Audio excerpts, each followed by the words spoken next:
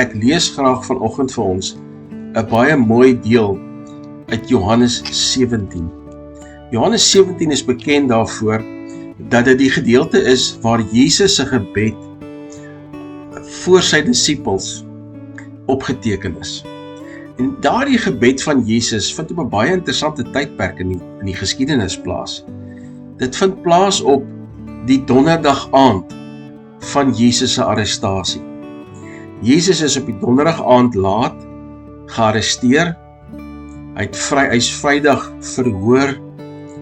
Hy's Vrydag teen 12 uur gekruisig. Teen 3 uur Vrydagmiddag sterf hy. En vroeg Sondagoggend staan hy op uit die dood uit. So donderdag aand is Jesus saam met sy disippels in die bovertrek. Hulle eet saam. Jesus stel die nagmaal in en na die nagmaal ingestel is, bid Jesus 'n baie diep gebed. Hoe sal jy bid as jy weet dat oor 3-4 ure van nou af jy gearresteer gaan word en dat jy binne die volgende 24 uur aan 'n kruisdood tot jou einde sal kom? Hoe sal jy bid?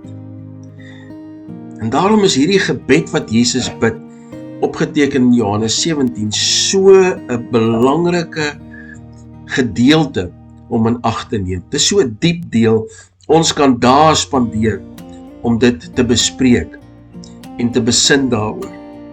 Ons kernteks van oordeenking is Johannes 17 vers 4. Ek het u verheerlik op die aarde. Die werk wat u my gegee het om te doen, het ek volbring. Is dit nie mooi nie? Jesus praat hier met God. Jesus sê hier vir God, dat Vader, dit waarvoor u my aarde toegestuur het, dit waarvoor ek mens geword het, ek het daai job voltooi. Ek het die werk gedoen wat u wou gehad het ek moes doen. Is dit nie graag ook wat jy vir God sou wou sê? Dat die werk waarvoor jy geskape is, dat dit waarvoor jy hier is, dat jy dit gedoen het. Kom ons dink 'n bietjie daaroor. So uit hierdie gedeelte uit sien ons dan ook dat dit vir Jesus belangrik was om die punt te maak dat hy het in sy liggaam gedoen volgens God se verwagting.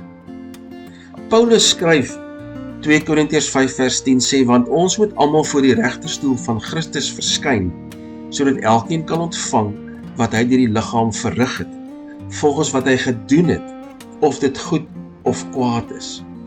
Jy weet, Paulus leer ook dat die kerk is soos 'n liggaam. In die plaaslike gemeente is dit nogal baie duidelik. Die liggaam het verskillende dele. Ek het 'n hand, ek het 'n arm, ek het vingers. En so is daar ook in die kerk mense met verskillende talente, mense met verskillende take. Die een is nie belangriker as die ander ene nie. Almal maak saam die liggaam van die plaaslike gemeente op. Ek wil jou vra, gegee Jesus se woorde van Vader, ek het gedoen wat u wil hê dat ek moes doen. Het jy al by die plek uitgekom dat jy weet wat jy moet doen? Wat is jou missie? Wat is jou mikpunt? Wat is die taak wat jy in die plaaslike gemeente verrig? Wat maak jou bly om te doen in die kerk? Jesus het 'n missie gehad. Filippense 2 vers 12 daag ons nogal uit deur te sê dat ons moet aanhou daarmee om ons eie heil te bewerk. Ek moet aanhou werk. Ek moet heeltyd my lewe in oënskou neem, dat dit wat ek in die liggaam verrig, in lyn is met God se verwagting van my. Kom ons kyk na 3 kerngedagtes. Jy weet, God het jou uniek gemaak. God het jou uniek gemaak met jou eie passies, met jou eie talente, met jou eie vaardighede. Dalk het jy 'n hart vir jonger mense. Dalk het jy 'n hart vir mense wat alleen is. Dalk het jy 'n hart om kreatief te wees. Dalk het jy 'n passie om mense iets te leer. Hoe dit ook al sy, dit beteken dat daar 'n sekere vaardighede waarmee jy gemaak is, waarop jy kan pyl trek, deur te sê, is dit miskien 'n aanduiding van wat jou missie is. Ek wil jou ook uitdaag om te kyk na jou omstandighede. In watter omstandighede het God jou nou geplaas? In watter gemeente het God jou nou geplaas? Waar in jou Bybelstudie is jy nou? Jy weet, wanneer ons dink daaraan dat ek 'n spesifieke taak moet verrig in my liggaam, dan dink ons altyd daaraan dat dit nou iets verskriklik groot en dramaties moet wees. Ek dink nie dis noodwendig so nie. In jou huis, in jou werksplek, in jou omgewing, is daar take, is daar werk vir Christus wat gedoen moet word. Kom ons neem gou die gedeelte in ag, waar Paulus in 1 Korintiërs 12 praat, en waar hy die kerk en die werkinge in die kerk vergelyk met die liggaam van 'n persoon. My vraag wat ek graag van jou wil vra is, wat's jou plek? Waar in die plaaslike gemeente se liggaam is jou spesifieke posisie? Waar is jy aan diens vandag? Waar kan ek in die plaaslike gemeente my missie voltooi of werk aan my missie wat ek het, soos wat Jesus 'n missie gehad het? Ontdek dit. Ontdek daai spesifieke plek, daai spesifieke iets wat jy in die plaaslike gemeente kan doen om jou taak te voltooi. Derde vraag wat jy miskien vir jou kan vra om jou plek te vind en jou missie te vind is waar kan ek waarde toevoeg? Kyk 'n bietjie om jou. Jy weet, ons kom sit Sondag in die gemeente en dan bring ek mos na die gemeente samekoms my ervaring wat ek van God het, my pad wat ek gestap het met God. En daar's dalk mense daar by jou, langs jou, in die banke, wat dit nodig het om te hoor, dit wat jy ervaar. Dalk het jy net 'n woord op 'n spesifieke dag vir iemand, gebaseer op jou ervaring.